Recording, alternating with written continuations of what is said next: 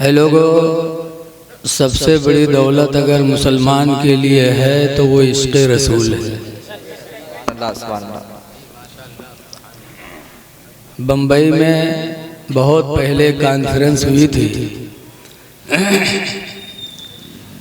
तो स्टेज पर हाशमी मियाँ को तो सब लोग जानते होंगे। उनके अब्बा हुजूर मुहद्दिस आज़म हिंद तशरीफ़ ले गए स्टेज पर, और आला हज़रत फ़ाज़िल बरेलवी रज़ी अल्लाह अन्हु के साहिबजादे हुजूर मुफ्ती आज़म हिंद रहमतुल्लाह अलैह तशरीफ़ ले गए। तो दोनों बुज़ुर्ग मुलाकात की। आज अगर दो बुज़ुर्ग का बुला ले तो एक आ जाए तो दूसरे के लिए उठ ही ना सोची कि अगर हम उठ पड़े तो सब समझिए कि यहू मर्तबा बराबर है। लेकिन उन बुजुर्गों में बात नहीं थी। स्टेज पर दोनों लोग मिले और मुसाफा मिलाया और दोनों ने एक दूसरे के हाथ को चूमा। तो मुहद्दिस आज़म हिंद के मुरीद साथ में थे। मुरीदों ने कहा, हज़रत ये बात समझ में नहीं आ रही है कि आप सैयद हैं और ये बरेली वाले पठान हैं। इन्होंने आपका हाथ चूमा तो ठीक किया कि सैयद का हाथ चूमना चाहिए, लेकिन आपने सैयद होकर के पठान का हाथ चूमा, ये बात समझ में नहीं आ रही है। तो मुहद्दिस आज़म हिंद ने फरमाया था कि बरेली वाले ने मेरा हाथ चूमा है सैयद होने के नाते, और मैंने उनका हाथ चूमा है आशिक़ रसूल होने के नाते, कि इश्क़ रसूल की जो दौलत बरेली से मुसलमानों को मिली शायद वो किसी खानकाह से उतनी दौलत नहीं मिली। बेशक आला हज़रत इमाम अहले सुन्नत ने पूरी ज़िंदगी अपने नबी की तारीफ़ में गुजार दी। इसीलिए आला हज़रत इमाम अहले सुन्नत कहा करते थे, या रसूल अल्लाह तुम्हें जाना तुम्हें माना न रखा गैर से काम, तुम्हें जाना तुम्हें माना न रखा गैर से काम, लिल्लाहिल हम्द में दुनिया से मुसलमान गया, लिल्लाहिल हम्द में दुनिया से मुसलमान गया। सहाबा को हुजूर से बेपनाह मोहब्बत थी, बहुत मोहब्बत थी। हुजूर की बात समझ में आए ना आए सहाबा मान लेते थे। हुजूर सल्लल्लाहु अलैहि वसल्लम मक्का शरीफ में पैदा हुए, 53 साल मक्का में रहे, लेकिन जब लोगों ने जुल्म की इंतहा कर दी, जान के दुश्मन हो गए, तो मेरे पैगंबर ने हिजरत फरमाया। बोलो, तारीख पढ़ा होगा आप लोगों ने। मक्का छोड़ा, मदीना गए। मक्का से जाते समय रास्ते में सरकार को भूख लगी तो एक झोपड़ा नजर आया। झोपड़े में गए तो उसमें एक बुढ़िया थी जिसका नाम था उम्मे माबद। क्या नाम था? सरकार ने कहा, बूढ़ी माँ भूख लगी है, कुछ खिला सकते हो? कहा, बेटा घर में कुछ भी नहीं। तो एक बकरी बंधी थी, बूढ़ी हो गई थी, थन सूख गए थे। सरकार ने कहा, बकरी बंधी है, कुछ नहीं है, तो इजाज़त दे दो तो हम इसका दूध दूह के पी लें। तो बुढ़िया ने कहा, देख नहीं रहे हो, जान नहीं है उसकी, दूध दूहने के लिए कह रहे हो। सरकार ने फरमाया, तुम इजाज़त दे दो तो हम दूह लें। तो बुढ़िया झुल्ला के बोली, जाओ दूह लो। तो सरकार गए और बिस्मिल्लाहिर्रहमानिर्रहीम पढ़ के सरकार ने जो दूहना शुरू किया, हाथ लगाया तो अल्हम्दुलिल्लाह वो बकरी भी आनन फानन जवान हो गई और थन भी दूध से भर गए। दूहा पहले बुढ़िया को पिलाया, फिर अपने दोस्त अपने साथी अबू बकर रदी अल्लाह अन्हु को पिलाया, फिर खुद पिया, फिर बुढ़िया के घर में जितने बर्तन थे सबको सरकार ने मंगा करके और दूध से भर दिया। तो जाना तो सुभान अल्लाह कहे तो कह दो सुभान अल्लाह। महफिल मिलाद में न कहे तो अब्बे जी घरे हुआ गद्दब कही हो सुभान अल्लाह। बोला करो ताकि नींद ना आए और ये भी समझ में आए कि आपको अपने नबी से बहुत मोहब्बत है। जब किसी की बात तारीफ सुनी जाती है, कोई कह दे फला लड़का पूरा यूपी टॉप पास कर गया, तो बौरा बने थोड़े बैठे रही हो, कहियो यार बहुत अच्छा काम किया, वाह भाई वाह, कहते हो कि नहीं कहते। सारे बर्तन उसके दूध से सरकार ने भर दिए दू करके, और वो बकरी उसी दिन दूध नहीं दिया बल्कि 18 बरस तक वो बकरी वैसे ही दूध देती रही।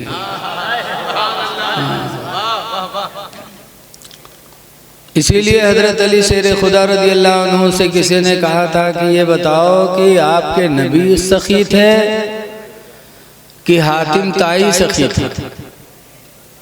हातिम ताई सखी था। हातिम ताई ने अपने घर में 10 दरवाजे लगवाए थे। कितने दरवाजे? हम और आपका लगवाया जाता है ज्यादा ज्यादा 2, एक निकले वाला एक भागे वाला। एक पीछे निकाल लो कि कोई रास्ता तो भाग लो, या तो आगे निकले वाला। हातिम ताई ने 10 दरवाजे लगवाए थे, किस लिए? कि कोई भी मांगने वाला आए तो उसको दिक्कत न पड़े। अगर एक दरवाजे से मांगने वाला मांगता तो हातिम ताई निकल के देता, फिर वही मांगने वाला दूसरे दरवाजे पे जाता, मांगता तो हातिम ताई फिर देता उसको, तीसरे दरवाजे पे जाता, मांगता तो फिर देता, यहाँ तक कि एक मांगने वाला अगर पलट पलट के 10 दरवाजे पे मांगता तो हातिम ताई देता रहता, मना नहीं करता। इतना बड़ा सखी था। हम और आप अगर कोनो भिखारी आएगा 2 रुपया दे दियो तो क्या कहूँ हफ्ता खाड़ में फिर आएगा तो क्या कहा जाते हैं? अरे वो दिन ले रहा है फिर आएगा तुझे, अभी तुका तो देवे की रहा। बोलो कहते कि नहीं कहते? हातिम ताई 10 दरवाजे से मांगने वाले को दिया करता था। एक मांगने वाला पलट पलट के हर दरवाजे से मांगता तो हातिम ताई देता रहता। तो कहने वाले ने कहा कि हातिम ताई सखी था, तुम्हारे नबी सखी कहाँ थे? तो हम जैसे पिलपिलाहा लोग होते तो कहते हाँ यार सखी हातिम ताई ही थी। लेकिन हजरत अली के दिल में इश्क़ रसूल कितना था। फरमाते हैं सखी हातिम ताई नहीं था, सखी मेरे पैगंबर ही थे। क्या बात है, वाह वाह, सुभान अल्लाह सुभान अल्लाह। कहा क्यों? तो हजरत अली कहते हैं हातिम ताई अगर सखी होता, बैठ जा भैया, हातिम ताई अगर सखी होता तो पहले दरवाजे पर मांगने वाले भिखारी को इतना दे देता कि फिर उसको मांगने की जरूरत न पड़ती, और देता था। फिर वो दूसरे दरवाजे मांगता, फिर देता, फिर तीसरे दरवाजे पर पता चला देता तो था लेकिन मांगने वाले की जरूरत भर नहीं देता था। और मेरे पैगंबर ने जिसको दिया तो माला माल कर दिया, दोबारा मांगने की जरूरत नहीं। हातिम ताई सखी नहीं था, मेरे पैगंबर सखी थे। ये सहाबा के अंदर इश्क़ रसूल होता था। मक्का छोड़कर मदीना गए, कुछ दिनों के बाद सरकार उम्रा के लिए तशरीफ लाए 1400 सहाबा को लेकर। हुदैबिया के मैदान पे पहुंचे तो मक्का के लोगों ने रोक दिया, कहा इस साल आप नहीं जा सकते, वापस जाइए। तो सुलहनामा तैयार हुआ था। तो मक्का के लोगों ने कहा कि लिखो कि इस बार आपको वापस जाना पड़ेगा। सरकार ने फरमाया लिखो। वापस चले जाएंगे, लिखा। फिर लोगों ने कहा कि ये भी लिखो कि आइंदा साल आना, लेकिन साथ में कोई हथियार लेके नहीं आना है। कहा वो भी लिखो, लिख दिया। तीसरी शर्त लिखी कि मदीना का कोई आदमी हमारे मक्का आएगा तो हमें इख्तियार है, चाहे तो उसको रोक लें और चाहे तो वापस कर दें। का लिखो। फिर लिखवाया कि मक्का का कोई आदमी हमारे मक्का का तुम्हारे शहर मदीना में जाएगा तो तुमको वापस करना पड़ेगा, रोक नहीं सकते। का लिखो। तो हजरत उमर रदी अल्लाह अन्हु खड़े हो गए, कहते हैं अल्लाह के रसूल क्या आप हक पर नहीं है? कहा बेशक हक पर। तो कहा ये दबके सुलह क्यों कर रहे हैं? ये सुलह दबके हो रही है कि इनका आदमी कोई मक्का आएगा तो ये इनका आदमी आएगा मदीना तो हमें वापस करना पड़ेगा, और हमारा आदमी मक्का जाएगा तो इनको इख्तियार है, चाहे वापस करें चाहे न वापस करें। ये तो दबकर सुलह हो रही है। जब हजरत उमर ने कहा तो आशिक रसूल सिद्दीक़ अकबर आगे बढ़े और उमर के सीने पे हाथ मारा। कहा उमर हटो, इल्जिम गर्ज़हू, इनके दामन को पकड़ लो, फ़इन्नहु रसूलुल्लाह, पर बेशक ये अल्लाह के रसूल हैं, जो कहते हैं उसी में भलाई है। सरकार ने सुलह कर लिया। ऐ लोगों, सुलह करना मेरे नबी की सुन्नत है। मुकदमा चल रहा हो, सुलह कर लो। सुलह में मेरे नबी को कितनी कामयाबी मिली बता रहा हूँ। मियाँ बीवी में ना इत्तेफाकी हो, सुलह कर लो, नबी की सुन्नत अदा हो जाएगी, मामलात अच्छे हो जाएंगे। लेकिन आज देखा जाता है 20-20 साल मुकदमा चलता है और सुलह नहीं होते। लोग बोलो है ऐसा कि नहीं है? जिद न करो, अल्लाह के नबी ने सुलह किया है, तुम भी सुलह कर लो। जिद न करो, जिद्दी का अंजाम बहुत खराब होता है। मौलाना अब्दुल मुस्तफ़ा आज़मी अलैहि रहमान ने एक जिद्दी का वाक़िया लिखा है अपनी किताब में कि एक नवाब साहब थे। एक नवाब साहब का नौकर था जिसका नाम था बुद्धू। नवाब साहब ने कहा यार ससुराल से दावत आई, ससुराल चलना था। ससुराल की दावत बहुत अहम होती है। ससुराल से बुलवा आ जाए तो सब काम छोड़ो, हैं ऐसा कि नहीं? बोलो। लगा था सब लोग कुंवारे में बैठे हो, कुछ हाँ हूँ करो यार। ससुराल की दावत दावत होती है। नवाब साहब ने कहा ससुराल से बुलावा है, चलना है। बुद्धू ने कहा चलिए चला जाए। तो बुद्धू नवाब साहब ने कहा मेरा पैजामा गंदा है यार। बुद्धू ने कहा मेरा पैजामा साफ है, आप मेरा पैजामा पहन लो, मैं आपका पहन लो, मैं नौकर आदमी, गंदा भी चलेगा। नवाब साहब ने कहा नहीं यार, अगर ससुराल में पता चल गया है कि नवाब बुद्धू का पैजामा पहन के आए हैं तो क्या हाल होगा। बुद्धू ने कहा पैजामा हमरा है, जब हम ना बतेबे तो कोई कैसे जाने, पहनो। तो नवाब ने कहा तो ध्यान रखना कहाँ पहनो। पहना दिया अपना पैजामा और नवाब का पैजामा खुद पहन लिया। जब ससुराल नवाब और बुद्धू पहुँचे तो नवाब साहब के लिए तो अंदर का दरवाज़ा खुल गया, चले गए। और बुद्धू के लिए बाहर चारपाई पड़ गई। बाहर बुद्धू बैठे थे। गांव वालों को पता चला कि नवाब साहब आए हैं तो कुछ लोग मिलने के लिए आए। जब मिलने के लिए आए तो नवाब साहब से पूछा, नवाब साहब बुद्धू नवाब साहब कहाँ हैं? तो बुद्धू ने कहा नवाब साहब से मिलना है तो अंदर चले जाओ, और अगर उनके पैजामा से मिलने आए तो इधर मिल लो। तो अब लोगों को बड़ा ताज्जुब होगा, ये कौन सी बात रही?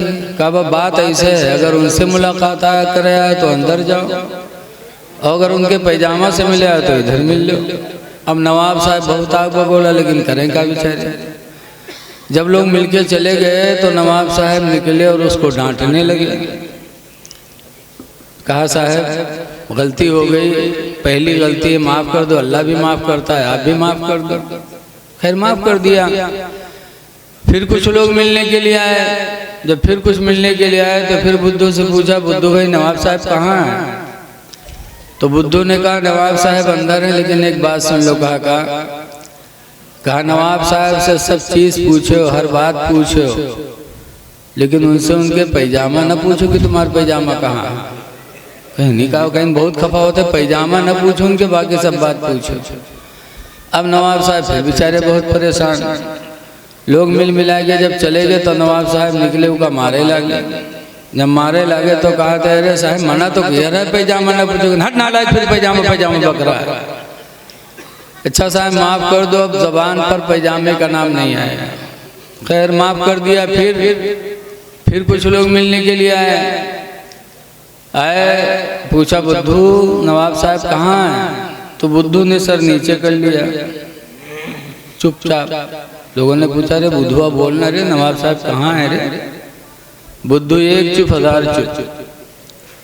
फिर कहीं लोग काहे ने बोले थे रे बुद्धुआ बताओ रे नवाब साहब कहाँ है रे? तो बुद्धू कहते हैं मैं नवाब साहब को कैसे बता सकता, जब उनका पैजामा नहीं बता सकता तो उनको कैसे बता सकता हूँ। नवाब साहब निकले का मार के भगाए नहीं। मौलाना अब्दुल मुस्तफा आज़मी अलैहिर्रहमा लिखते हैं कि जिद का अंजाम बुरा होता है। जिद किया था पैजामा बता के रहेंगे तो मारा भी गया, नौकरी भी गई। शैतान ने जिद किया, आदम अलैहिस्सलाम को सजदा नहीं किया तो मरदूदे बारगाह हो गया। ऐ लोगों जिद न करो, सुलह कर लो। और सुलह करने के लिए अगर झूठ बोलना पड़े तो झूठ भी बोल दो। और सुलह करवाने वाला अगर झूठ बोल के सुलह करा दे तो झूठ भी बोल दे वो। हदीस पाक में अन अब्दुल्लाह इब्न अब्बास क़ाल क़ाल रसूलुल्लाह, हज़रत अब्दुल्लाह बिन अब्बास से रवायत फरमाते अल्लाह के रसूल ने इरशाद फरमाया लैसल किज़्ज़ाबु, वो झूठा नहीं है, अल्लज़ी युस्लिहु बैनन नास, जो झूठ बोलकर लोगों में सुलह करा दे। क्या बात है, वो झूठा नहीं, बल हुआ यक़ूलु खैरा, पैगंबर फरमाते बल्कि वो तो अच्छी बोली बोल रहा है। क्या बात है। पता चला सुलहियत खुदा को भी बहुत पसंद है, अल्लाह के रसूल को भी बहुत पसंद है। सुलहियत कर लो, किसी भी मामले में इख्तिलाफ हो सुलहियत कर लो, इंशाअल्लाह कामयाबी भी आपको मिलेगी और नबी की सुन्नत का सवाब भी मिलेगा। सरकार ने सुलह कर लिया तो क्या हाल हुआ, कुछ ही दिनों के बाद सना 8 हिजरी में रमज़ान का महीना था। 10,000 सहाबा को लेकर हुजूर मदीना से मक्का रवाना हुए। जब मक्का में दाखिल हुए तो मक्का का सरदार कौन था उस वक्त? अबू सुफियान, ईमान नहीं लाए थे। जब सरदार मक्का अबू सुफियान ने रसूलुल्लाह की शान और शौकत देखी कि 10,000 सहाबा को लेकर फातिहाना शान और शौकत से मक्का में दाखिल हो रहे हैं, तो अबू सुफियान के चेहरे की रौनक बदल गई। होता नहीं आदमी जब किसी को देख के डरता है तो चेहरा का रंग बदल जाता है। अबू सुफियान का रंग बदल गया। तो अबू सुफियान की बीवी हिंदा, आज लड़ाई न हो तो मेहरुए आ जाए तो लड़ाई हुई, बोलो। आई हिंदा और अबू सुफियान की मोच को पकड़ा। अरब वाले मोच बड़ी तगड़ी रखाते थे। मोच को पकड़ा, मोच को पकड़कर खींचा। कहा अबू सुफियान तू बुज़दिल हो गया, मोहम्मद को देखकर तेरे चेहरे के रंग बदल गए, कुव्वते मर्दानगी कहाँ चली गई तेरी? तब अबू सुफियान ने कहा था हिंदा खुदा की कसम मैं देख रहा हूँ इस रुए जमीन पर अब मोहम्मद का मुकाबला करने वाला कोई नहीं है। क्या बात है, वाह वाह। अब वो गालिब आ जाएंगे हम पर। सरकार ने मक्का में दाखिल होते वक्त फरमाया जो हथियार को जमीन पर रख दे उसके लिए अमान, जो अपने घर में बंद हो जाए उसके लिए अमान। तो लोगों ने कहा अबू सुफियान के लिए भी कुछ कह दो, सरदार मक्का है। तो सरकार ने फरमाया अबू सुफियान के घर में जो दाखिल हो जाए उसके लिए भी अमान। सरकार आगे बढ़े,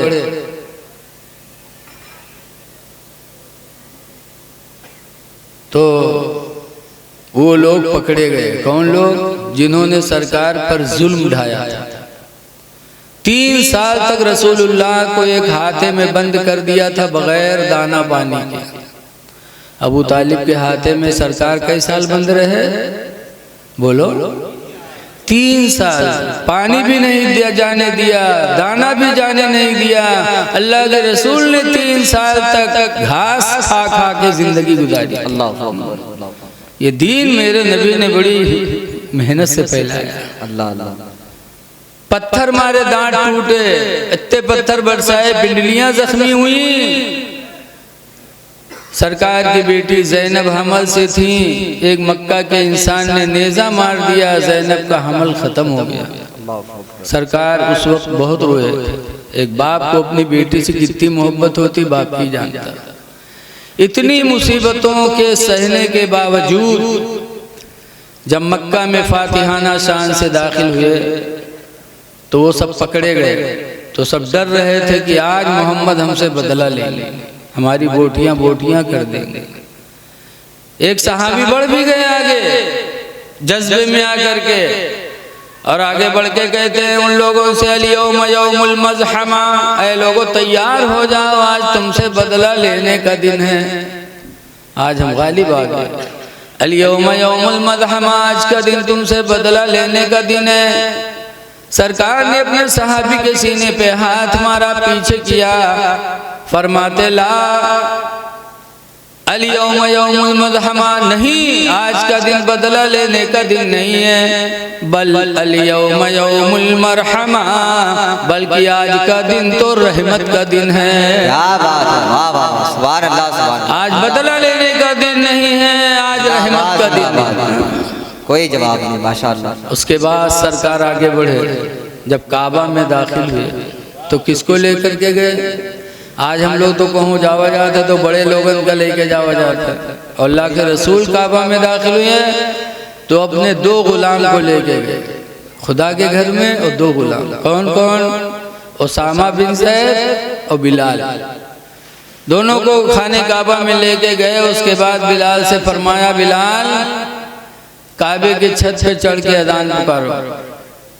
जब पहली मर्तबा थी हरम में अल्लाह अकबर की सदा बुलंद हुई थी, पहली बार फरमाया बिलाल काबे की छत पे जाओ, अजान पढ़ो। जब बिलाल काबे के छत पे चढ़े और अल्लाहू अकबर के जैसे आवाज बुलंद किया तो जो मक्का के कुफ्फार अपने अपने दरवाजों को बंद किए थे, घर में छुपे थे, जब उन लोगों ने आवाज सुनी तो उन सब का दिल यकीन कर गया कि खुदा की कसम आज रुए ज़मीन पर खुदा की इबादत के अलावा कोई दूसरा मुस्तहिक हो ही नहीं सकता। अल्लाह अकबर की आवाज़ सुनी तो मुशरिकीन मक्का अपने अपने घरों से निकल पड़े कि सबसे बड़ा अल्लाह है, अल्लाह से बड़ा कुछ है ही नहीं। ये सुन करके निकले और रसूलुल्लाह के कदमों में गिरे, कलमा पढ़कर मुसलमान। नारे तकबीर, नारे रिसालत, जश्न गौसुल वरा, उर्शे मुबारक, नारे तकबीर, नारे रिसालत। आज हम मुसलमान हैं, वो काफिर थे जिन्होंने अल्लाह अकबर की बोली सुनी थी तो दिल की दुनिया बदल गई उनकी। अपना बातिल दीन छोड़कर दीन हक को कबूल कर लिया, और आज हम मुसलमान हो कि अल्लाह अकबर की आवाज़ सुनते हैं तो हमारे दिल पे असर ही नहीं पड़ता। अजान देने वाला अजान दे रहा है और हम अपना काम कर रहे हैं, बात कर रहे हैं तो बात कर रहे हैं, हंस रहे हैं तो हंस रहे हैं, हमारे दिल पे उसका असर नहीं पड़ता। ऐ लोगों जरा सोचो कि हम कहाँ जा रहे हैं, फिर कहते हो कि हमारी दुआएं क्यों नहीं कबूल होती। हजरत इब्राहिम बिन अदहम एक बुजुर्ग हैं, बसरा तशरीफ ले गए, मुल्क इराक का एक शहर है बसरा। वहाँ गए तो लोग जमा हो गए सब, और जमा होने के बाद कहने लगे हुजूर ये बताइए कि हम लोगों की दुआएं क्यों नहीं कबूल होती। बीमारी में पड़े हैं, दुआ मांग रहे हैं, शिफा नहीं मिलती, गरीबी में मुब्तला है, बच्चे फाका कर रहे हैं, मुताजी से निजात नहीं मिलती, दुआएं कर रहे हैं, दुआएं क्यों नहीं कबूल हो रही हैं। तो इब्राहिम बिन अदहम ने कहा था दुआ की कबूल न होने की पहली वजह तो यह है कि खुदा की रोजी खाते हो और खुदा का शुक्र अदा नहीं करते। खुदा की रोजी खा रहे हो, उसकी नेमतें हासिल उठा रहे हो, फायदा उठा रहे हो नेमतों से, और उसका शुक्र अदा नहीं करते तो दुआएं कैसे कबूल होंगी।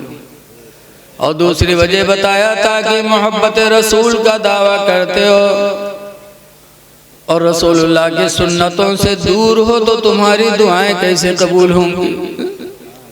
और तीसरी वजह बताई थी कि कुरान की तिलावत करते हो, कुरान पर अमल नहीं करते। लोग समझते हैं कुरान सिर्फ इसलिए नाजिल हुआ है क्योंकि तिलावत करो। रमज़ान है तो कहीं अब की 5 खत्म किया रहा है, अब की हम 7 खत्म पढ़े रहे हैं। अरे 7 खत्म पढ़े थे, 5 खत्म पढ़े थे तो उस पर अमल भी किया तुमने क्या? कुरान सिर्फ तिलावत के लिए उतरा है?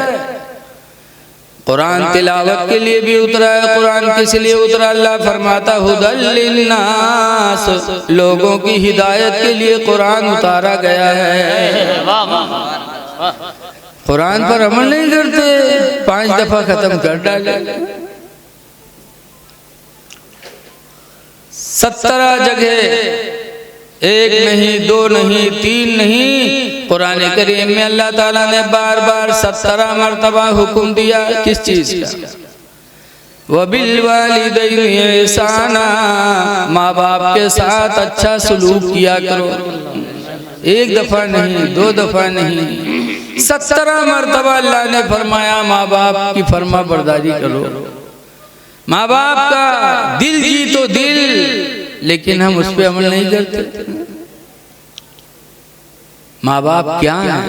एक सहाबी थे, बीमार हो गए तो उन्होंने मिन्नत मानी, या अल्लाह मुझे तो शिफा दे दे तो मैं काबा की चौखट चूमूंगा। मिन्नत ऐसे मानना चाहिए। हजरत फातिमा ज़हरा ने मिन्नत मानी थी, या अल्लाह शिफा दे दे तो मैं हसन हुसैन को शिफा दे दे तो मैं 3 रोजे रखूंगी। आवाज में हुए कौन मेरी मिन्नत माना था? अल्लाह हमारी काम कह दे तो हम अजमेर शरीफ में बकरा ज़बा करेंगे।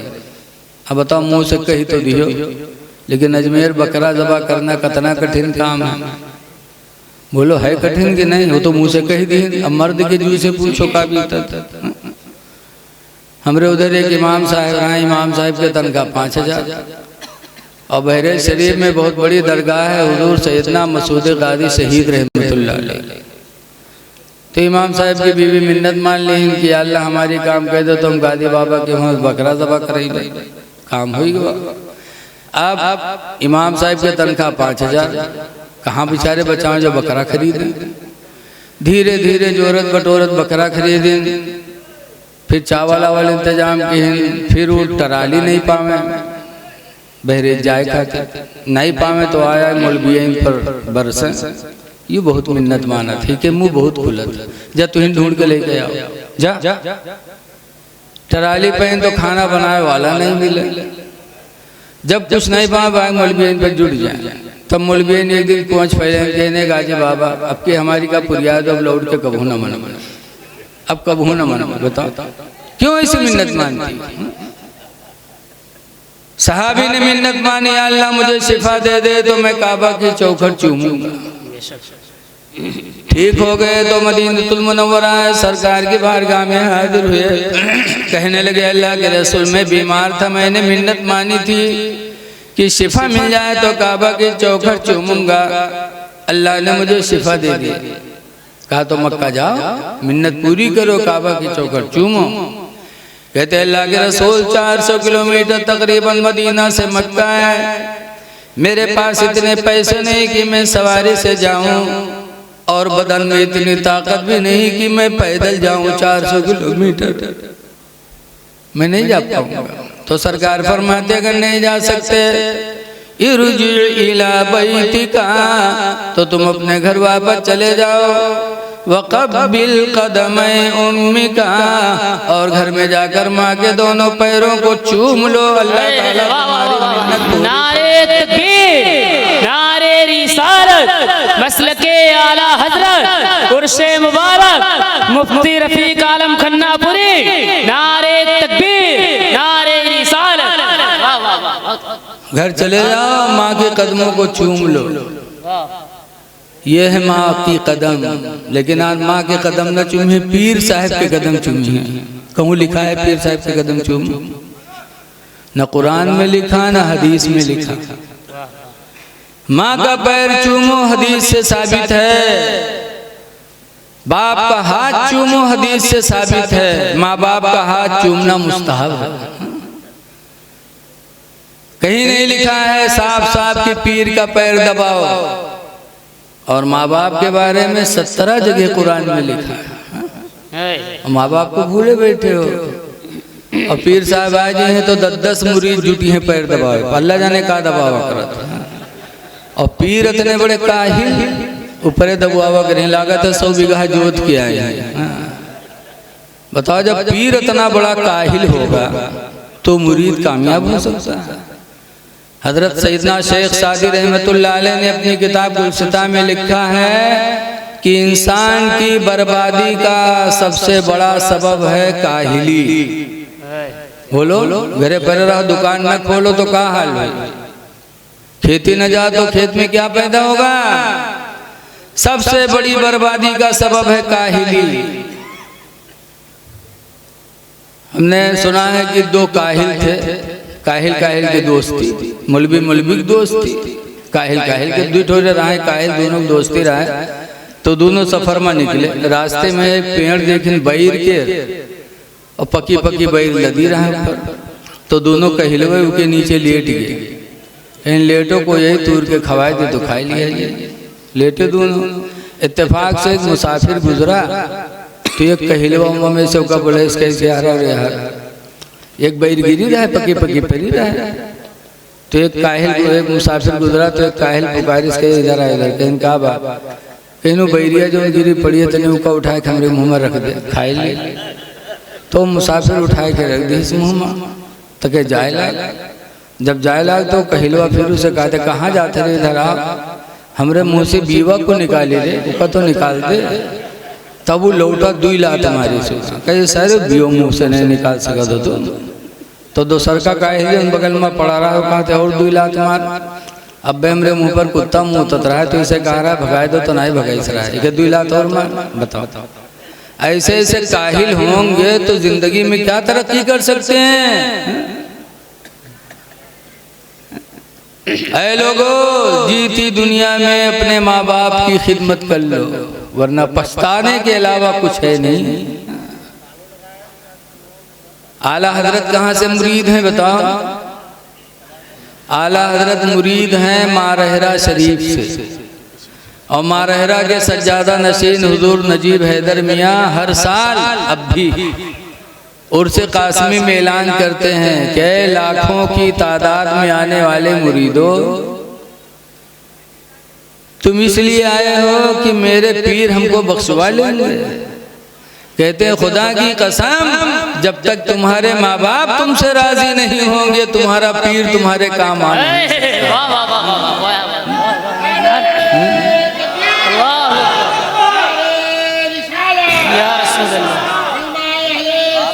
जिंदाबाद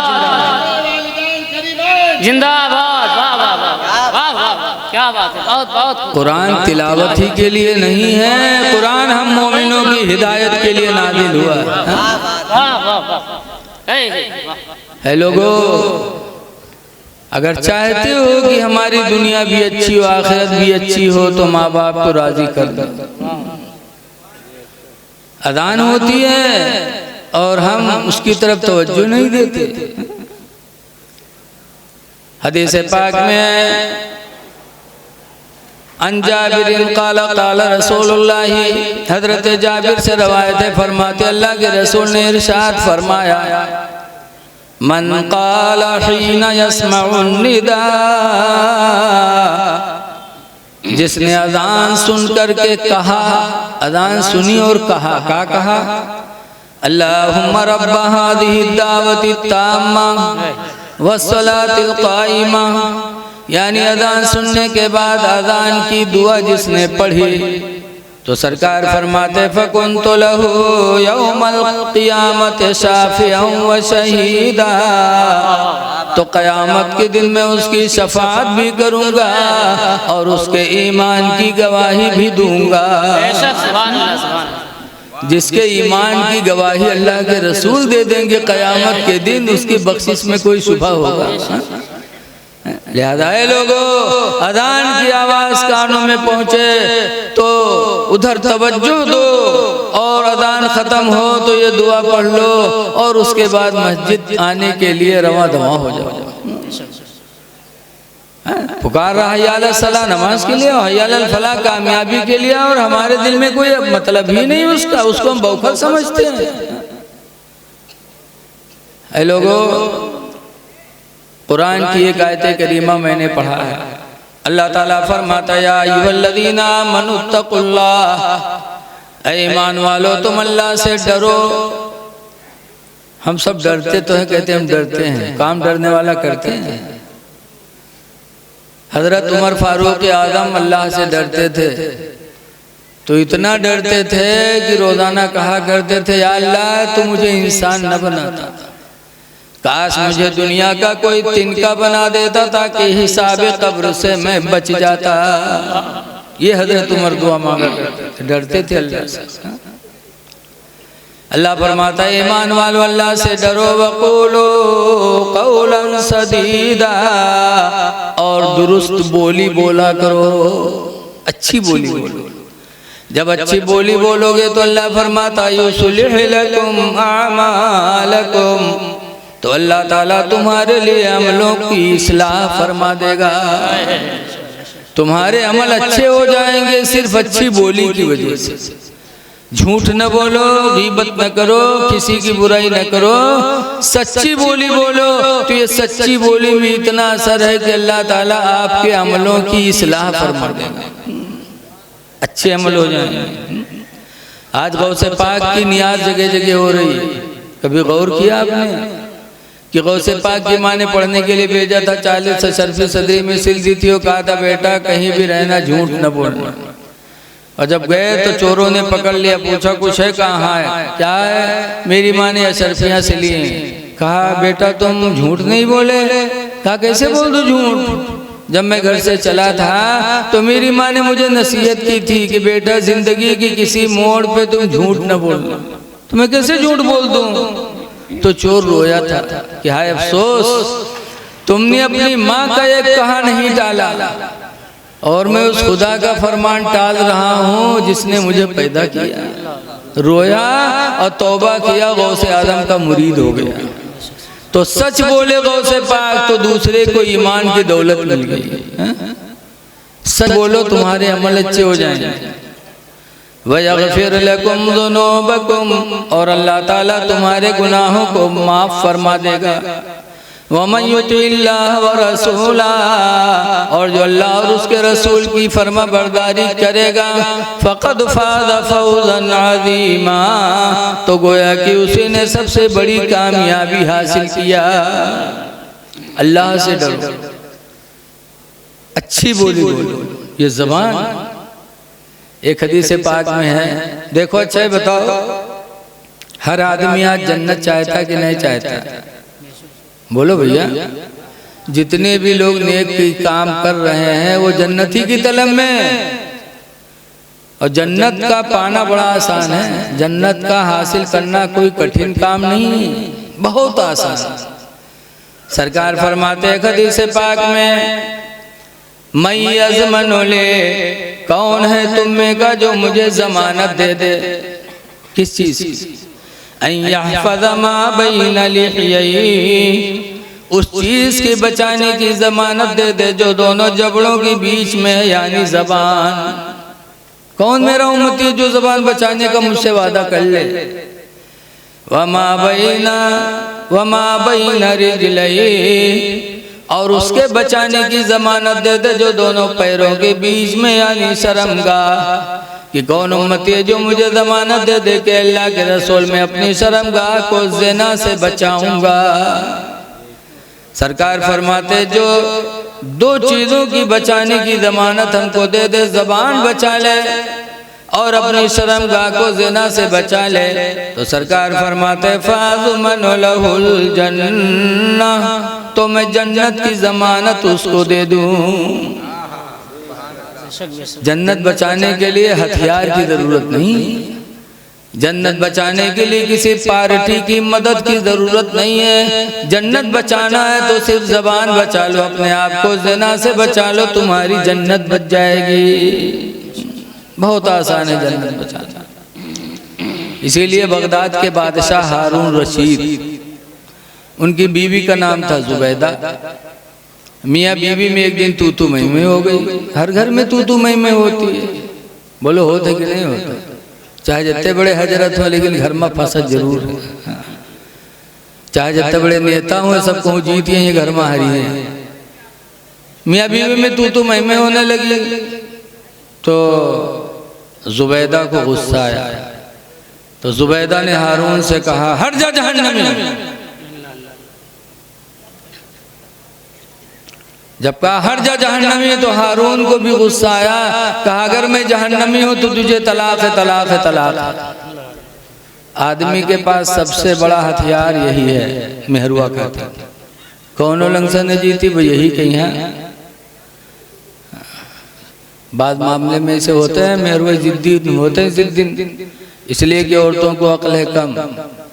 कोई मामला होए वह कहीं असिल के हो तो हमको तू छोड़ दे, तो कहीं अब हमसे असिल के अब छोड़ेंगे, तो कहीं छोड़ देती है असिल के तो छोड़ दे, तो कहीं अब मुँह खुल ही जात है, कहीं खोल दे मुँह, असिल के तो खोल दे, अब खुल ही जात है, लागत है मुँह में बम धरे अब दाग दी। लेकिन वो हवा का औलाद का हम आने वाली जिद्दी असिल के तो खोल देती है। और जब खुलत है तो अल्लाह जाने एक साग में कत्ती तलाक बकत है, तलाक तलाक तलाक तलाक। और के बाद जब गुस्सा ठंडे, जब सुनिए कि हाँ हमारे लिए तो वह हराम हुई, अजनबिया हो गई हमारे लिए, तब जाइए मदरसा में। कबू मौलवी मौलाना सलाम न करी, यही नौबत आ जाए तो जो दूरे से कहीं हजरत सलाम अलैकुम, बड़े सिद्धुआ बन गई। पूछो कहा बात, कहीं हजरत घर में झगड़ा हुआ तो गुस्सा में तलाक दे दिया। गुस्सा जरूर बताइए, लागे तो को मोहब्बतों में तलाक देते। कहूँ सुने हो कि मार्केट से रसगुल्ला लेके आओ तो कि रात में दोनों मियाँ बीवी खाओ खाओ तलाक है तलाक है तलाक है, बताओ क्योंकि तो गुस्से में तलाक दे दिया। फिक़ह की किताबों में लिखा है कि निकाह शीशा है। किताबों में क्या लिखा है? निकाह शीशा है, शीशा है और तलाक पत्थर है। और पत्थर जब शीशा पर मारोगे तो चाहे हंस के मारो तो भूं टूटी, और नाक मुंह सिकोड़ के मारो तो भूं टूटी। बोलो टूटना है कि नहीं टूटना? पत्थर पड़ेगा तो शीशा टूटेगा। चाहे मोहब्बत से मारो चाहे गुस्से से मारो। वो फुक़हा लिखते हैं कि ऐसी ही तलाक है, अगर गुस्से से दोगे तो भी निकाह टूटेगा, मोहब्बत से दोगे तब भी टूटेगा। निकाह को तो टूटना ही टूटना है अगर तलाक दोगे। क्यों कहते हो कि गुस्से में दे दे? देह गुस्सा में तिला दे जे मदरसा में क्या मौलाना साहब ऐसा ऐसा मामला होगा तो कहीं हराम है, तो कहीं ना हजरत का बनाओ जो खर्चा पानी में ले लगा तो हमको ना तो बीज बीज बनाता। लेकिन जिसके दिल में खुदा का डर होगा वो हराम को हलाल कैसे बताएगा? ना हुआ काम बने दूसरे मदरसा में हो गए हजरत ऐसा ऐसा होएगा का बनाओ कोई सूरत से जो खर्चा पानी हो ले लो। लेकिन कौन बना पाएगा? वहाँ से भी भगाए गए। बताते हैं कि आदमी ऐसा रह जाए मदरसा में भगावा जाए, इत्तेफाक से एक दज्जाल मौलवी मिलेगा। जब मौलवी से बताए तो मौलवी कहा था अच्छा ही बताओ कितना रुपया दे सको तुम, कितना खर्चा दे सकता? कहीं जौन बताइए तो दे। तो मौलवी कहा था रुपया ले 10,000 लेकिन काम तुम्हारा बिल्कुल लोहा के दे। दज्जालन के कौन ठिकाना? तो निकाल दे दी 10,000 रुपया। मेहरुआ का मामला रहा, मस्जिद के चंदा हो तो जो निकला निकाल दे दी 10,000। जब 10,000 पाएंगे मौलवी तो पूछो थे अच्छा ये बताओ कौन दिन तलाक दिए रहे थे? सोचे साचिस बड़ी देर बाद बताए मौलवी साहब इतवार के दिन रहा है। नहीं इतवार के दिन कहीं ना कहीं जा इतवार के कहाँ तलाक पड़ते? इतवार के दिन कोर्ट कचहरी सब बंद रहा था। इतवार के दिन तलाक नहीं पड़ते। जा लगाए दी मौलवी दज्जाली फतवा। ऐ लोगो तलाक न दो, निकाह करना तो मेरे नबी की सुन्नत है, लेकिन तलाक देना मेरे नबी की सुन्नत नहीं है। रसूलुल्लाह सल्लल्लाहु अलैहि वसल्लम ने 11 बीवियों से निकाह फरमाया है, लेकिन तलाक किसी को नहीं दिया। तुम उनके मानने वाले हो और उनकी सुन्नत से दूर हो, बात बात पे तलाक दे देते हो। तलाक न दिया करो। हदीस पाक में लैसा शदीदु, पहलवान वो नहीं है। कौन? अल्लज़ी यसरा, जो दूसरे को पछाड़ दे, दूसरे को पटक दे, मार दे, वो पहलवान नहीं है। बलि शदीदु, बल्कि पहलवान तो वो है अल्लज़ी यमलक वाला नफ्सिही इंदल ग़ज़ब, जो गुस्सा के वक्त अपने नफ्स पर कंट्रोल कर ले। गुस्सा है और मुंह न खुले, गुस्सा है और किसी पर हाथ न उठे, तो पैगंबर फरमाते हैं पहलवान तो वही है। पहलवान बनो। मेहरुआ कहा असिल को तो छोड़ दो, तो कह दो असिल के नहीं, हमारे घर से बाहर जाई थे, घर से बाहर निकल लो, तलाक न दो। हारून रशीद ने तलाक दे दिया। जब तलाक दिया तो जुबैदा हाथ जोड़ के खड़ी हो गई, कहे मेरे प्यारे शोहर गलती हो गई, खुदा के वास्ते माफ कर दो। जब माफी मांगने लगे तो हारून ठंडे पड़ गए, माफ कर दिया, लेकिन अब मुंह से निकाल चुके थे कि अगर मैं जहन्नमी हूं तो तुझे तलाक है, तलाक है, तलाक है। तो तलाक पड़ी कि नहीं पड़ी? तो बगदाद के आलिमों को बुलवाया, और बगदाद के आलिम जब जमा हुए तो हारून रशीद ने वो बात पूछी कि ये बताओ कि मैंने कह दिया अगर मैं जहन्नमी हूं तो तुझे तलाक है, तलाक है, तलाक है, तलाक है, पड़ी कि नहीं पड़ी? तो बगदाद के आलिमों ने कहा इस मसले का जवाब हम लोग नहीं बता पाएंगे। कहा तब कौन बताएगा? दावत तो तुम लोग खाते हो, नजराना तुम लोग ले, तो मसला को बताइए। तब बगदाद के मौलानाओं ने कहा, मौलाना लोगों ने कहा कि अगर आप ऐसे तलाक दिए होते तो हम लोग बता देते, लेकिन आपने शर्त लगा दी है कि अगर मैं जहन्नमी हूं तो तुझे तलाक है, तलाक है, तलाक है। तो अगर तुम जहन्नमी हो तो तलाक़ें पड़ गई, और जहन्नमी नहीं जन्नती हो तो तलाक़ें नहीं पड़ी। लेकिन तुम्हारा जन्नती होना जहन्नमी होना हम लोगों को क्या पता? बोलो भाई, किसी को है पता? तुम्हारा जन्नती होना जहन्नमी होना खुदा ही जानता है। इसलिए इस मसले का जवाब हम लोग नहीं बता पाएंगे। तो उस वक्त उन आलिमों में एक बच्चे भी थे, अभी रेखें आ रही थी, दाढ़ी मूछ भी सही नहीं आए थे। एक बच्चा खड़ा हुआ और उसने कहा हारून बादशाह अगर इजाजत हो तो इस मसले का जवाब मैं बताऊं। वो बच्चे कौन थे? आने वाले दिनों में वो इमाम शाफई बन के चमके थे, बहुत बड़े आलिम बन के चमके। बच्चे ने कहा कि अगर इजाजत हो इस मसले का जवाब हम बताएं। हारून बादशाह ने कहा बताओ। तब उस बच्चे ने हारून से पूछा था, हारून पहले एक सवाल का जवाब तुम दो। कहा क्या? कहा अपनी जिंदगी में तुमने कोई ऐसी नेकी की है जो सिर्फ खुदा के डर से की हो, किसी का दिखावा ना रहा हो, किसी का डर ना रहा हो, सिर्फ खुदा के डर से जिंदगी में कोई नेकी की है? तो हारून थोड़ी देर सोचे, उसके बाद कहा हाँ, अपनी जिंदगी में एक नेकी मैंने की है सिर्फ खुदा के डर से। कहा कौन सी नेकी? तब बताया हारून रशीद बादशाह ने कि एक मर्तबा मेरी शाही महल में एक लड़की मुसीबत की मारी हाजिर हुई, फरियाद लेके आई। वो लड़की जवान भी थी, खूबसूरत भी थी। जब वो लड़की मुसीबत मारी मेरे महल में आई, दाखिल हुए, और उसकी जवानी और उसकी खूबसूरती पर जब मेरी निगाहें पड़ी तो मेरे दिल के इरादे गंदे हो गए। मैं ज़िना की नियत से बढ़ा उसकी तरफ। तब उस लड़की ने कहा था हारून बादशाह सुन लो, आज पुलिस तुम्हारे कब्जे में, फौज तुम्हारे कब्जे में है, पुलिस और शासन का तुम पर कोई खौफ नहीं, क्योंकि तुम बादशाह हो। शाही महल है, कोई देख भी नहीं रहा है। लेकिन ऐ हारून सुन लो, उस दिन को याद करो जिस दिन सब बादशाहों की बादशाह की दरबार में हाजिरी होगी। उस खुदा के दरबार में जब हाजिरी होगी तो तुम क्या मुंह दिखाओगे, मैं क्या मुंह दिखाऊं? आज तुमको तो किसी का डर नहीं, लेकिन उस खुदा की बारगाह की हाजिरी याद कर लो। हारून कहते हैं जब उस लड़के ने क़यामत के दिन अल्लाह की बारगाह में हाजिरी याद दिलाए तो मेरा दिल खौफे खुदा से थरथराने लगा और अल्लाह के डर से मैं दूर रहा। उस बच्ची को हाथ भी नहीं लगाया।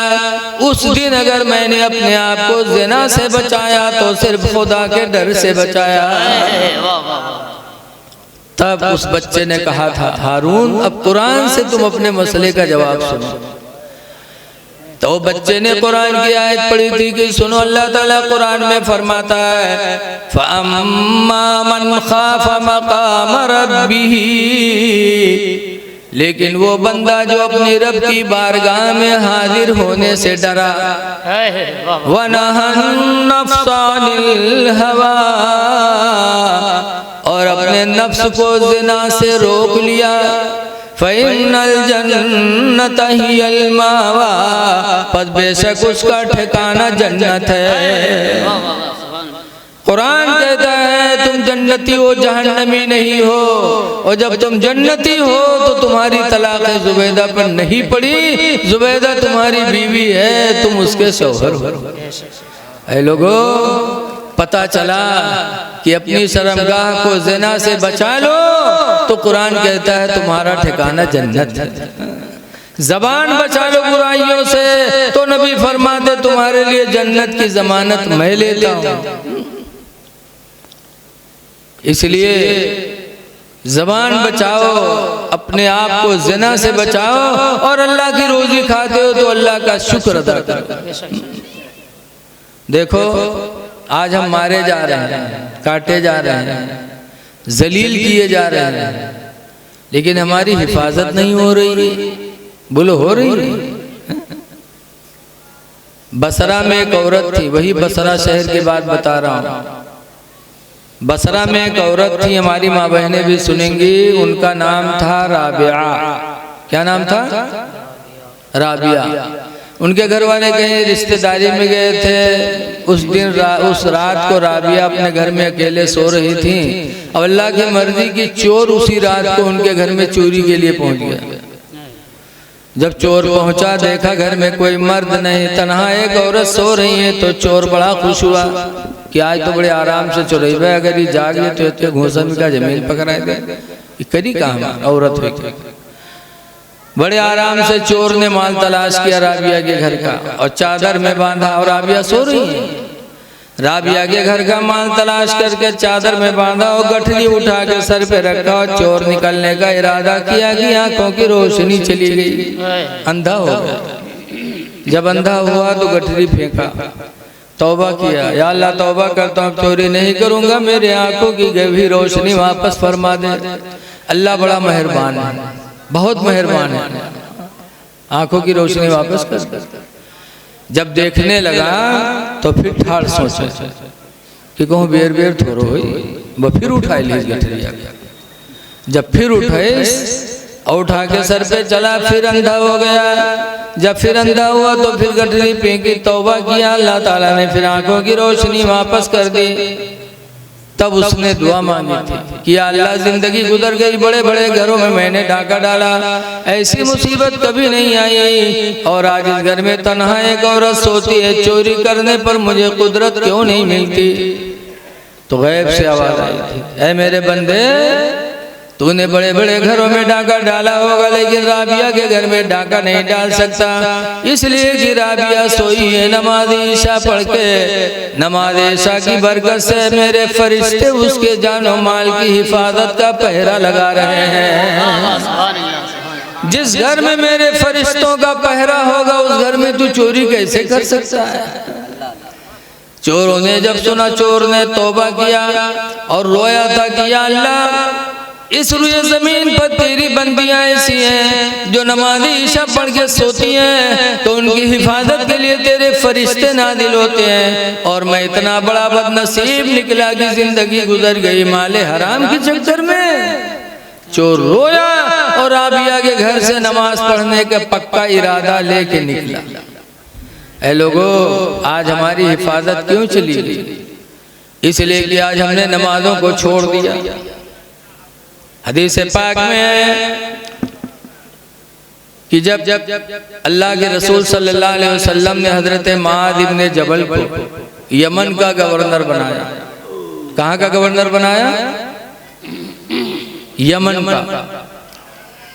थोड़ी देर और बैठ जाओ यार, आप लोग उठक बैठक न करो बेटा। अरे हम 400 किलोमीटर से चल के आए, रात नेपाल में थे, मेरी गाड़ी बॉर्डर पे पकड़ ली गई। वो कह रहे थे कि आपने भंसार नहीं कराया, जबकि हम भंसार के अंदर गए नहीं थे। पुलिस ने फिर वापस किया, फिर लौटा, उसी में देर हो गई। फिर 400 किलोमीटर बस का सफ़र करके आपके बीच में पहुंचा हूँ, और आप 1 घंटा आधा घंटा बैठ नहीं सकते हैं। थोड़ी देर बैठ जाओ, मैं सोचता हूँ कि कुछ बातें कहूँ जो आपके दिल में उतरे और जाओ, हो सकता अल्लाह ताला कहीं हिदायत दे दे तो हमारी तुम्हारी निजात हो जाए। देखो हमारा लोगों का काम है सुनना सुनाना।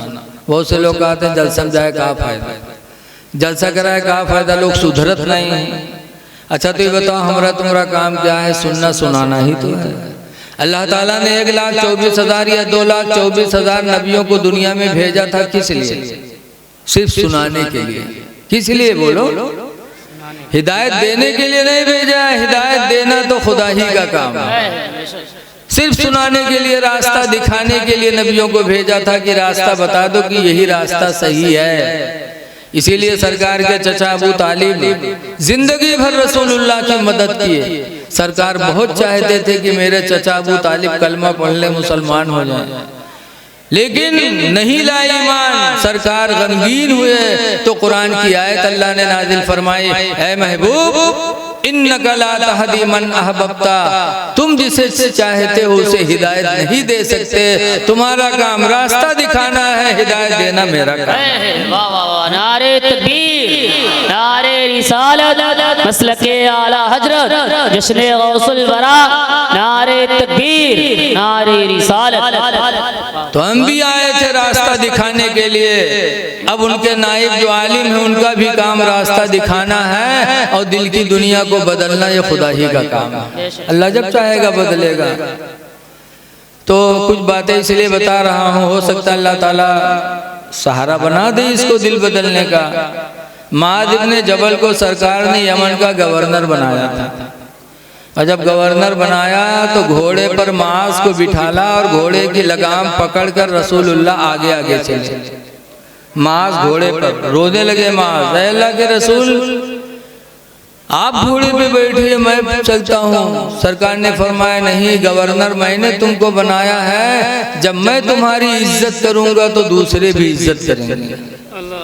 सरकार ने मुआज़ को घोड़े पे बिठाला, मदीने के बाहर जाके रुखसत किया, और जब मदीने के बाहर रुखसत करने लगे तो सरकार ने कुछ बातें मुआज़ से कही थी। 10 बातें कही थी, 10 में से मैं 3 आपको सुना रहा हूँ। सरकार ने फरमाया था मुआज़ इब्न जबल गवर्नर बन गए, लेकिन कुछ बातों को याद रखना।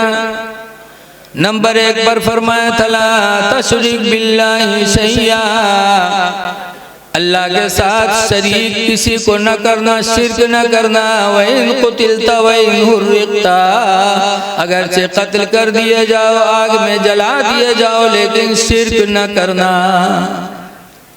एक बात कही थी। दूसरी बात, दूसरे नंबर पर फरमाया था वला तौक़न्न वालिदैक, और मुआज़ इब्न जबल अपने माँ बाप की नाफरमानी हरगिज़ हरगिज़ कभी न करना। गवर्नर हो गए हो तो न समझना कि गवर्नर हो गया हूँ। माँ बाप से बड़ा तुम्हारा दर्जा नहीं हो सकता। माँ बाप की नाफरमानी न करना हरगिज़ हरगिज़। और तीसरी वसीयत किया था सरकार ने ला तत्रुकन्ना सलातम मक्तूबतम मुतअम्मिदा, और मुआज़ इब्न जबल गवर्नर हो गए हो, नमाज फर्ज को कभी कसदन न छोड़ना। क्यों?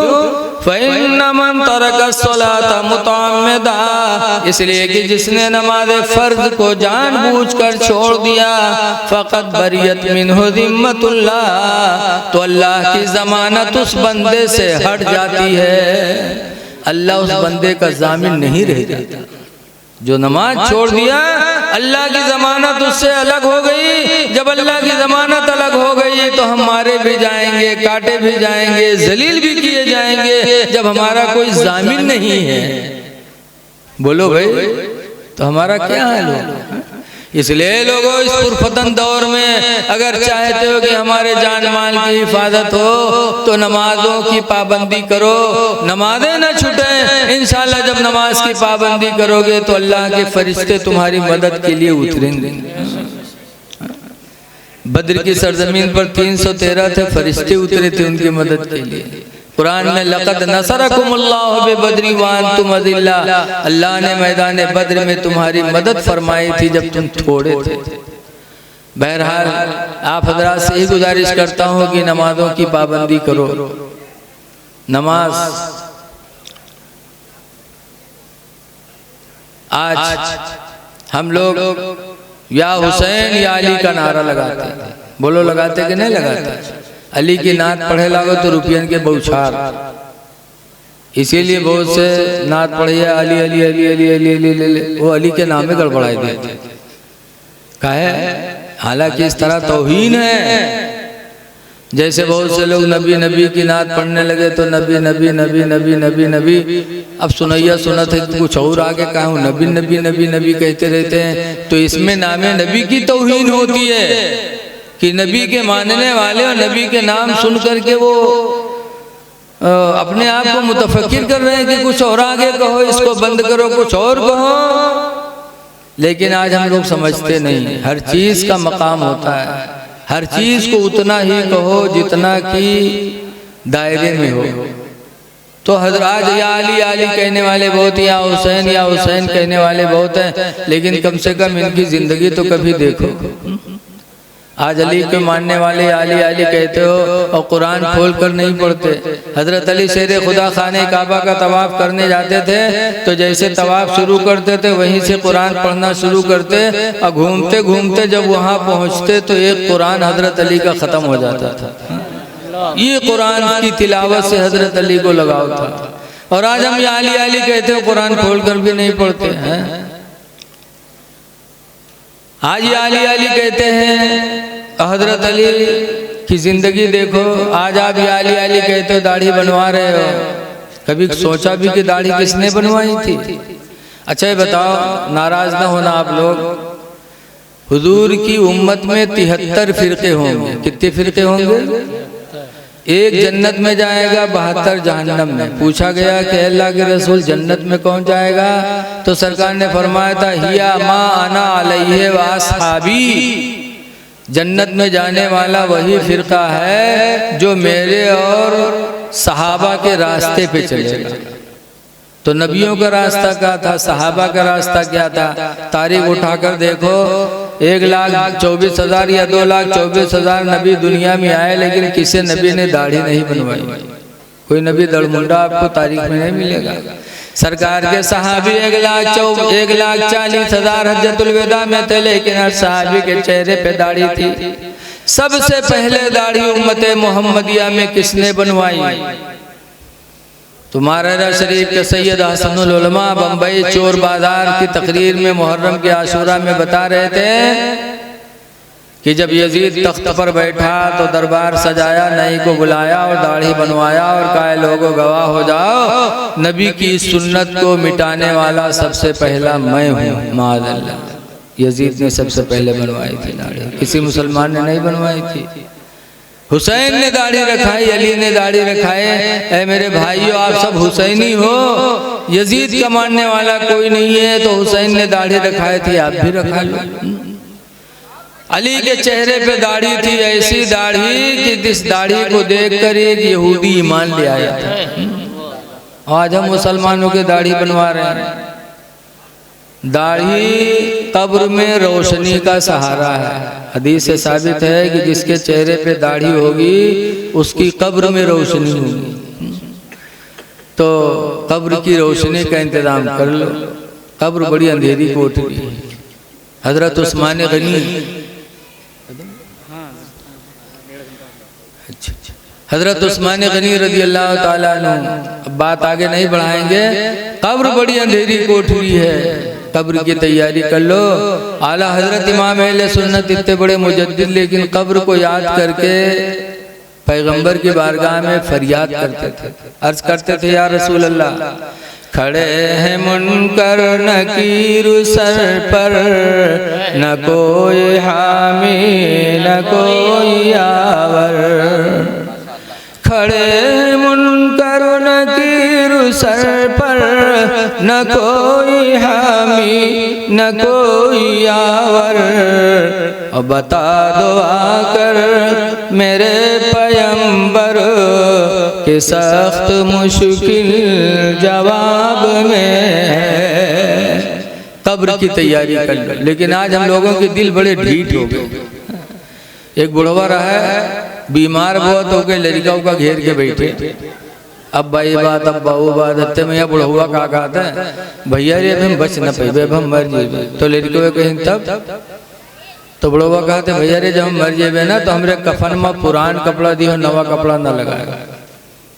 तो लड़के कहना भाई यूँ कहाँ हो सकत है कि तुमरे लिए घर बनवाए सब कुछ किए और मर जे हम लोग कफन पुरान कपड़ा देवे। गाँव वाले कहा कहीं है अब्बा? तो बुढ़वा कहते गाँव वाले चक्कर में पड़ कर सारे हमको फंसाए दे रहे तुम लोग। कहन कहा है अब्बा? कहना पुरान कपड़ा में लपेट के रखो कब्र में, ताकि जब फरिश्ते हिसाब ले आई हैं देखिए कफन पुरान तो कहे ये तो बहुत पहले मर चुका है, कहीं हिसाब होगा, छोड़ो छोड़ छाड़ चले जाइए और नवा कपड़ा में लपेट के रखिए, जुड़ते जुड़ जाइए कि न जुटी है रे बताओ। ऐसे ऐसे दलाल बुढ़वा पड़े हैं कि जिंदगी भर तो दलाली करवे के ने मरे के बाद कब्र में सोचा था कि हो दलाली कह के निकल जाए। लेकिन ये लोगों कब्र बड़ी तारीफ जगह, कब्र की तैयारी कर लो, अल्लाह को राजी कर लो, अल्लाह के रसूल को राजी कर लो, नमाजों की पाबंदी कर लो और अल्लाह के नाम पर सदका खैरात करते रहो। सदका से भी गुनाह मिटते हैं, सदका से बलाएं मिटती हैं। अल्लाह ताला इन चंद बातों को कबूल कर ले अपनी बारगाह में। आज देखो एक उर्स की महफिल में आप लोग आए हो, बोलो आए कि नहीं आए? उर्स में नियाज फातिहा करवावा जाता है, गेरही में भी नियाज फातिहा होता है, खाना शरीनी जौन होता है। लेकिन यहू पर कुछ लोगन के पेट की रात है, कहते सामने धै के काहे दुआ मांगा कि हुआ जाते का। हमारे गांव खन्नापुरवा में एक बाबा रहे, तो झूठ बहुत बोलत रहे, तो गांव वाले उनके नाम रख देना झूठारी बाबा। बाबा दे अक्सर ऐसे होते हैं झूठारी बाबा। तो एक दिन कुछ ऐसे अकीदे वाले मुजब्जब लोग आए, कहें अच्छा है बाबा झूठारी बाबा ये बताओ सामने खाना सिन्नी रखे काहे फातिहा करे, तो कई कब्र में हुआ जाते कहा मुर्दन। तो झूठारी बाबा कहें हाँ भैया रखा थे तो जेते हुए जाहिल आदमी। तो कहीं जब जात हो तो मुर्दा खाता हुई हैं। तो झूठारी बाबा कहें हाँ भैया जय तो खाइबे करिए। तो कहीं खाते हुए तो हगतो हुई हैं, बड़े बदमाश होते हैं। तो झूठारी बाबा कहें हाँ भैया खाई है तो हगबे करिए। तो सब कहें तो तुमरे मुर्दन के कब्र में बड़ी गंदगी रहा थे हो। तो झूठारी बाबा कहें ना ही भैया हम लोग फातिहा करे थे, जाते खाते हैं हगत हैं, और तुम्हार मुर्दा तो कुछ पावत नहीं है, तो दौड़ दौड़ के वही का साफ किया करते, यार से आमदनी बाहर से खर्चा, जैसे को तैसे जवाब है। लोगों हम लोग फातिहा करते हैं तो ये थोड़ी सोचें कि खाना वहां जाता है। कुर्बानी करते हो, बकरा ज़बा करते हो, ज़बा हो गया उसके बाद दुआ मांगी जाती है अल्लाहुम्मा तक़ब्बल हाज़िहिल उज़हिया, अल्लाह इस कुर्बानी को तू कबूल कर ले। कहा जाता कि नहीं कहा जाता? कमा तक़ब्बलता मिन खलीलिका सय्यदना इब्राहीम, जैसे कि इस कुर्बानी को तूने हमारे पैगंबर हजरत इब्राहीम की तरफ से कबूल किया था, ऐसे अल्लाह इसको कबूल कर ले। तो कब बकरवा हुआ चला जाता? बोलो बकरवा नहीं जाता। कुरान करीम कहता है लन यनालल्लाह लुहूमुहा वला दिमाउहा, अल्लाह फरमाता हरगिज़ हरगिज़ न उसका गोश्त जाता न उसका खून जाता, वलाकिन यनालहु तक़वा मिनकुम, लेकिन सिर्फ तुम्हारी दिल की नीयत जाती है।